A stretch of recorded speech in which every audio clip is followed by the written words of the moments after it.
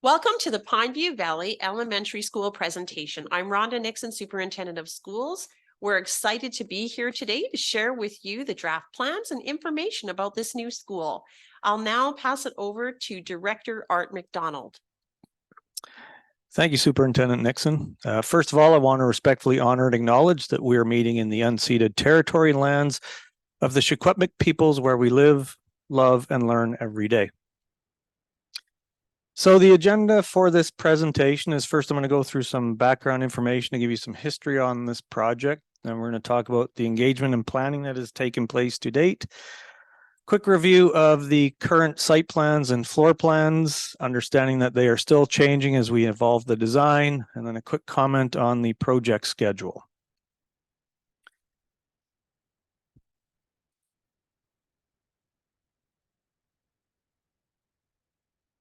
So just some brief history on the Pineview Valley Elementary School. On the City of Kamloops website, they have this wonderful feature that shows aerial photos about every 4 years. And I'm going to go back to 1994. And this area that I'm indicating with my cursor is Pineview Valley. And you can see in 1994, there really was no residential development in this area. And just to orient people, this little dark area here is Python Lake as it existed as a natural water feature back in 1994.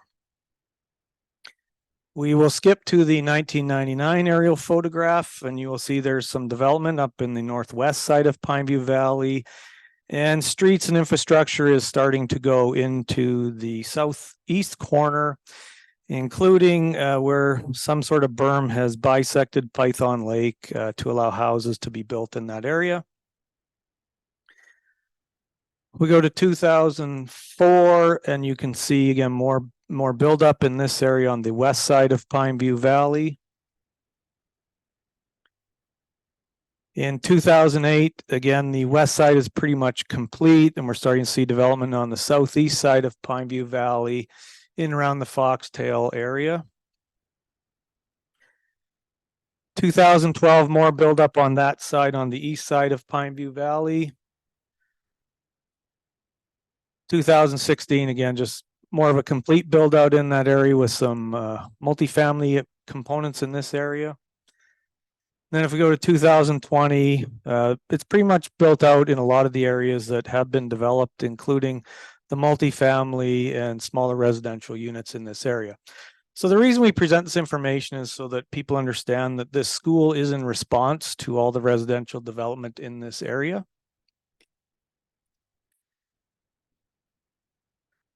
So the background information, this project was first identified in the school district's 2014-2015 capital plan as a result of enrollment projections and forecasted growth.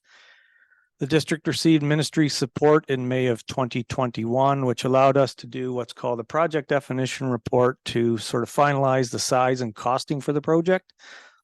That report was submitted in spring of 2022, and we received a funding announcement February 22nd, 2023. As far as the school itself, it will be a K-7 school with an operating capacity of 453 students. An overall project budget just over $65 million, which I will expand on in a few slides, and we're expecting to be complete prior to September 2026.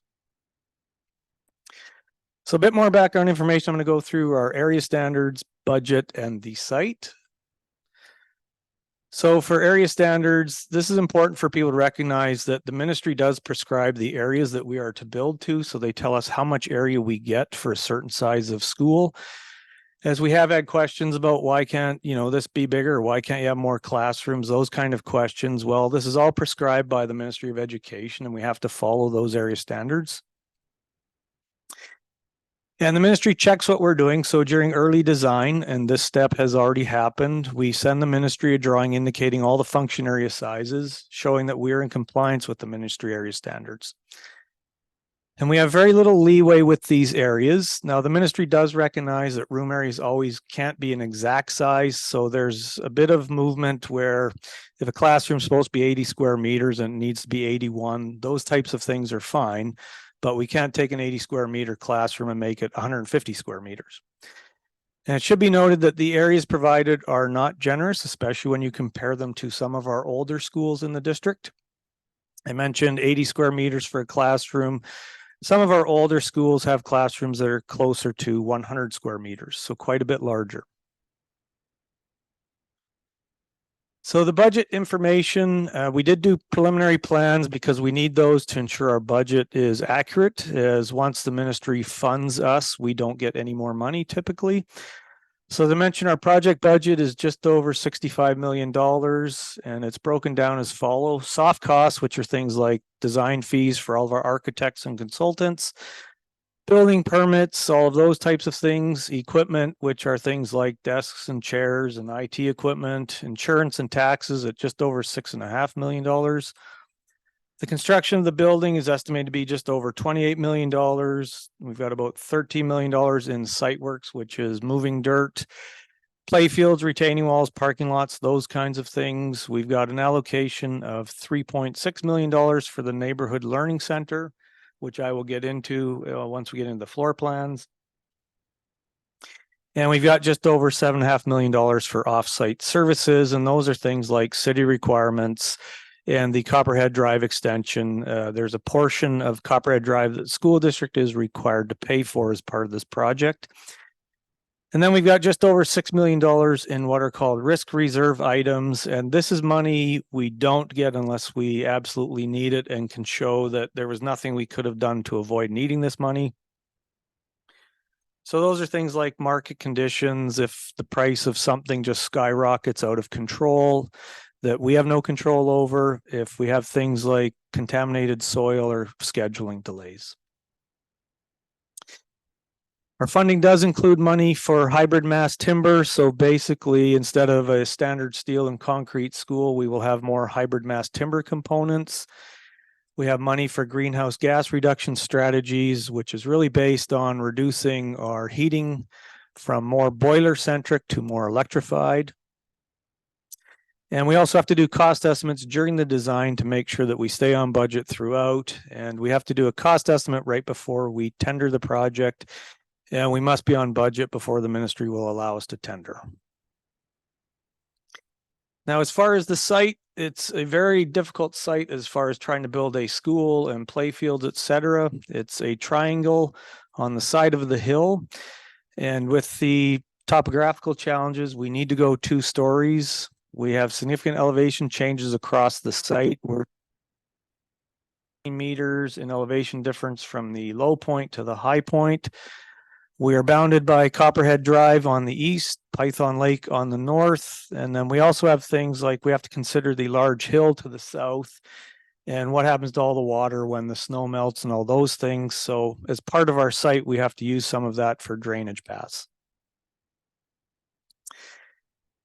Now, one of the things we spend a lot of time on is engagement and planning, and this is the IAP2 continuum for public consultation. And generally we start with inform, which is just basically letting people know what we're doing. And in this project, we're actually trying to collaborate where we are, asking people for feedback to provide input. And as best we can, we try to incorporate that feedback into our project.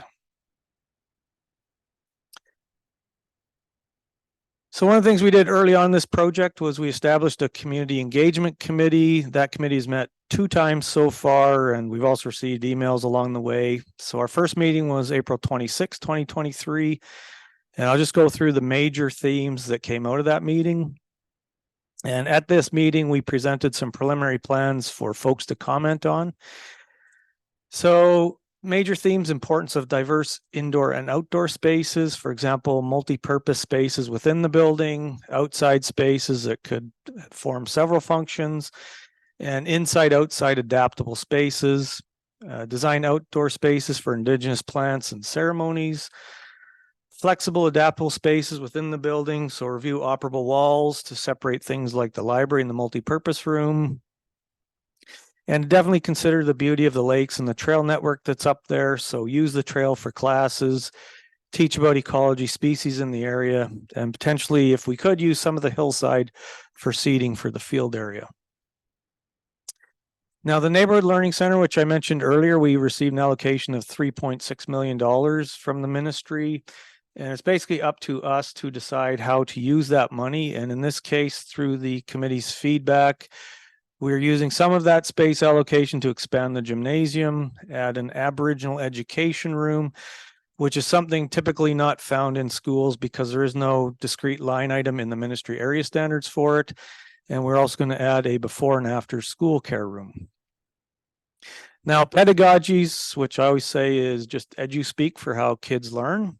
One of the things was use vertical whiteboards on the outside of the classroom cubbies, and this is something we copied from Parkrest.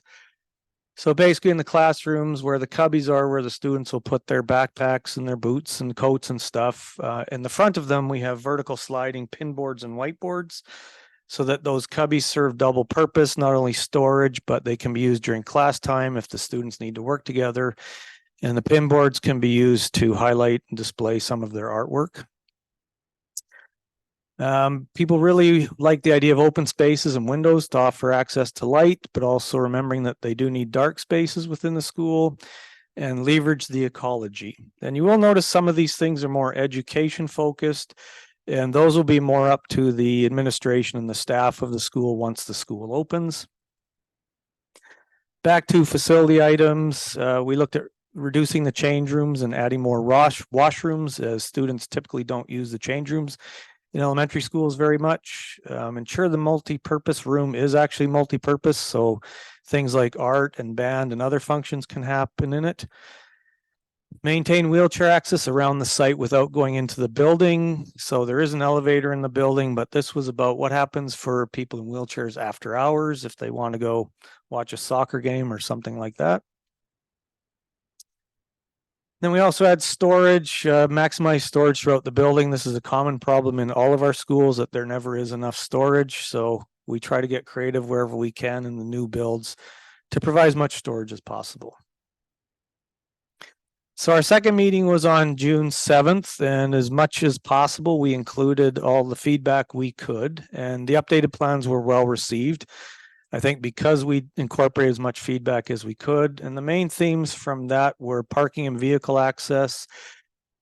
It's a common problem at all of our schools. Twice a day, we have a lot more vehicles than the parking that's provided, and it causes congestion. But we have provided slightly more parking than is required by the city bylaws. And as I mentioned, there are concerns about too many vehicles at peak times. The other one that was brought forward was just concerns about the northwest corner of the field and the proximity to Python Lake. And I will talk about that a bit more once we get into reviewing the drawings. So other engagement and planning meetings that have happened. I had a meeting with the Ministry of Forest and Ministry of Environment on August 4th. The main items for that meeting, we were finalizing the water license to divert Python Creek. Their requests are in this diversion to provide as much natural vegetation in the stream channel as possible. Trying to keep it natural and not provide a lot of rocks and things if we can avoid it, although we will need some rocks in there for erosion control. We are required to offset the pond area, and what that means is there is an area in the middle of the site that has standing water, and we need to basically try to recreate that somewhere else on site if possible. And that goes hand in hand with the naturalization of the west end of the site, which again, I will talk about when I go through the drawings. And if possible, relocate some of the existing plans around that pond area. Dr. Nixon and myself met with Kamloops Naturalist Club on August 9th, and their main areas of concern were loss of habitat, and in particular, the field area and its encroachment close to the Python Lake area. So why can't the field be smaller? Aesthetics of the retaining walls. As I mentioned, we do have significant elevation changes on this site, so we will have some large retaining walls. Access to the existing paths and trail networks that are up there, and possible relocation of existing plants around the pond area. And again, I will talk to some of these items once I get to the drawings. Consultation with our Indigenous partners. Mike Bowden, our District Principal of Aboriginal Education, is on the Community Engagement Committee. Tecumseh is on the Community Engagement Committee. We made a similar presentation to this to the Aboriginal Education Council on September 21st. And there will be further consultation with the Kamloops regarding the Indigenous garden area. So other groups that we have received feedback from, Dr. Trent Smith, one of our local pediatricians, the District Parent Advisory Council, the Aberdeen Neighborhood Association, and other various community members and partners. As far as the project schedule goes, our earthworks tender package, which as I've indicated here is basically removal of trees, stripping of the vegetation on the site, some of the bulk excavation, that tender package is out right now, and we hope to start by November 1st at the latest. And we need to complete some of this work over the winter, mainly to avoid the bird nesting times with the tree removal. And we are trying to retain as many of the existing trees as possible. We do have our final community engagement committee meeting on October 20th. Then following that, in February, we'll be tendering the building and the rest of the site works, which is the main package for this project. Have a contractor awarded that by May of 2024, and then have school open for September 26 or earlier. So now I'm just going to go to the site plans and the floor plans. So bear with me, I will zoom in and out a little bit because I want to provide context so everybody knows where we are. So when I start in the top right corner, that right there is the end of the existing gravel portion of Copperhead Drive. So new road gets constructed from there, following all the way along our east side of the site up to the southeast corner of our site. And as I mentioned earlier, that's the portion of the construction that we have to pay for the city. We come in off of Copperhead Drive on the northeast side of our site, come in, and this area in here is our parking area. So I'll zoom in a little bit. So it becomes a bit clearer. So drive through, drop off, pickup area in here, and 2 tiers of parking.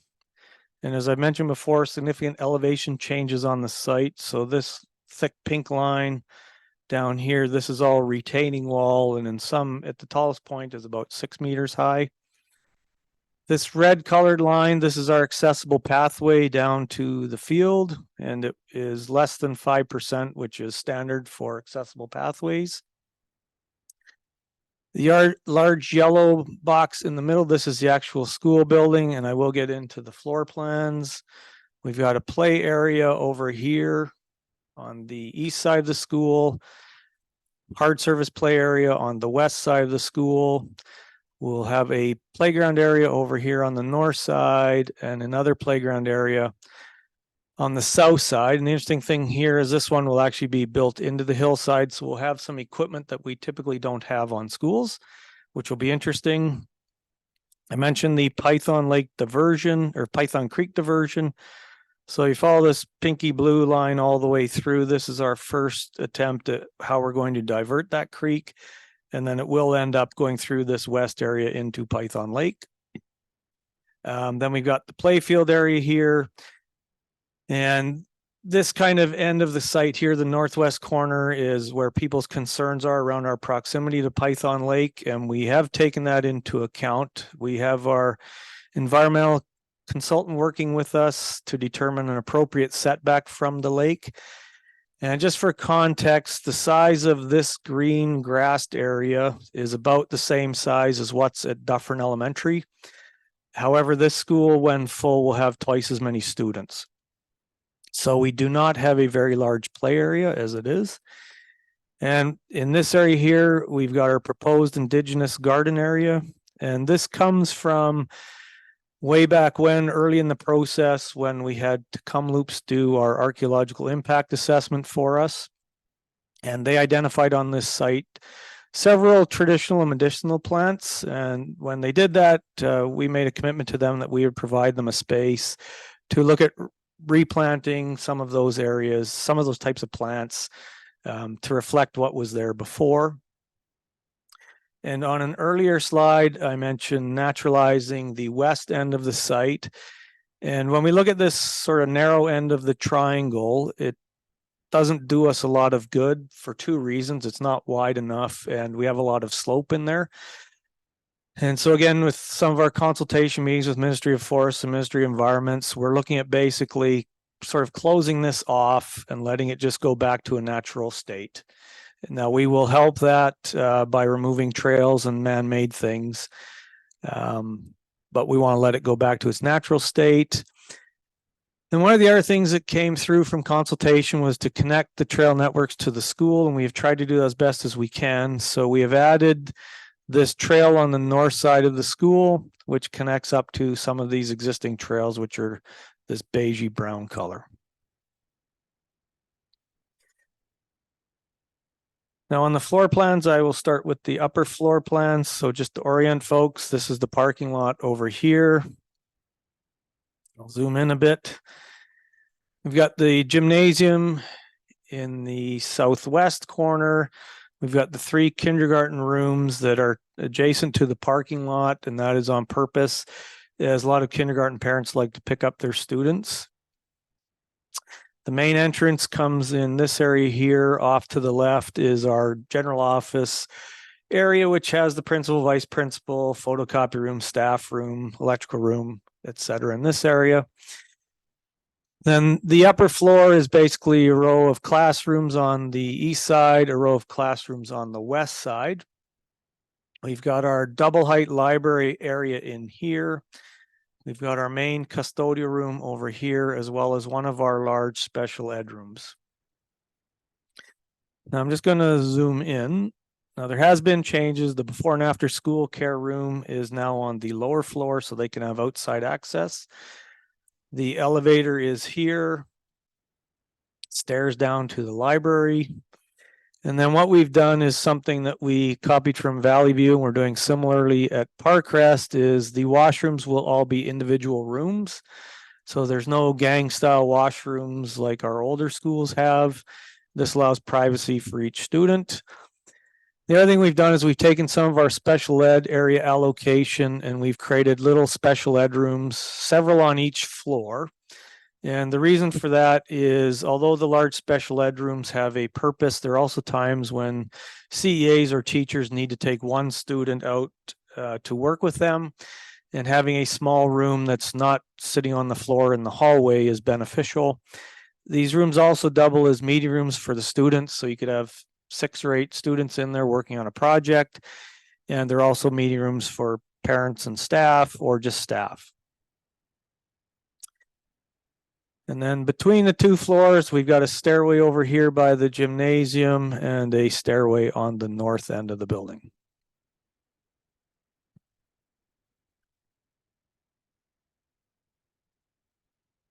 It's now going to the lower floor. So similarly, the gym, which is, again, as I mentioned, we use some of our NLC allocation to slightly enlarge the gym, mainly just to give a bit more spectator space around the gym when there's games going on, as parents like to come watch their kids. It's going to zoom in a bit. Gym storage, again, we're trying to maximize storage, change rooms and washrooms down at this end.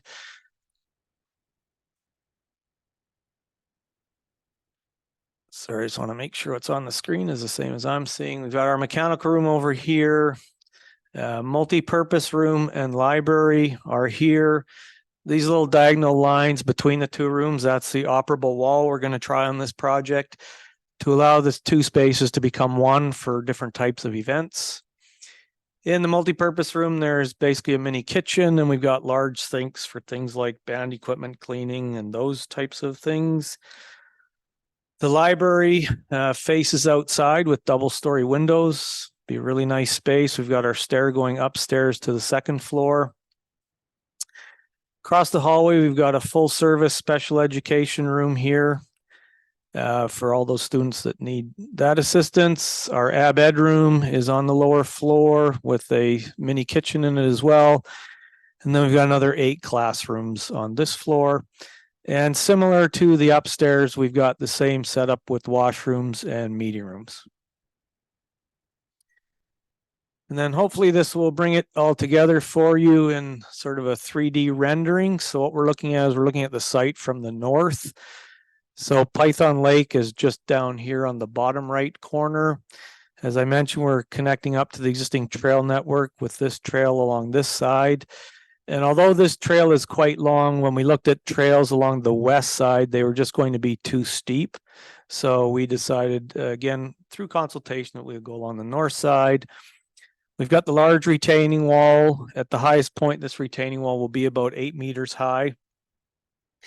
And as I mentioned, these are earlier drawings. So as we work through design, we're looking at ways through trees and potentially bushes to try to soften the look of the retaining wall so it's not such a big monolithic structure.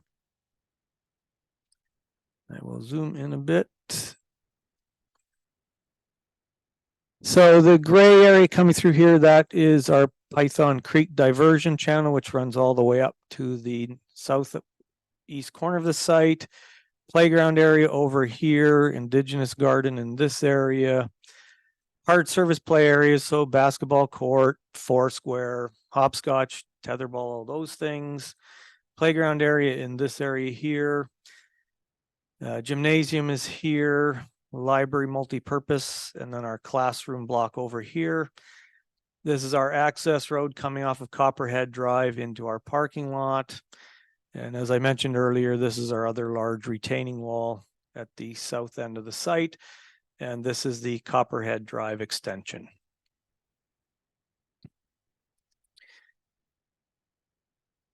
And then just looking at everything from the other diagonal corner, so basically the southeast corner, we come in off of Copperhead Drive here, parking lot area. Our kindergarten rooms are over here, main office in this area, our main entrance there, and then our double-story classroom block. And you can see the field and the proximity to Python Lake in this area. So that concludes the site plans and the floor plans. So for those wanting to provide feedback, we've laid it out in the presentation and we've tried to make it easy to follow. So step one, you just go to the SD73 website. Step two is you click on Board of Education. Step three, you can click on the blue circle for the new Pineview Valley Elementary School. You scroll down to how to get involved, and then you would go down to this facility input and click there. So that concludes my portion of the presentation. I'll turn it back to Dr. Nixon for some final comments, and thank you. Thank you for joining us today. We are very excited about this new project, and we do look forward to continuing to update you at this location of the website, as well as through the Board of Education, public board meetings, and web releases. Thank you.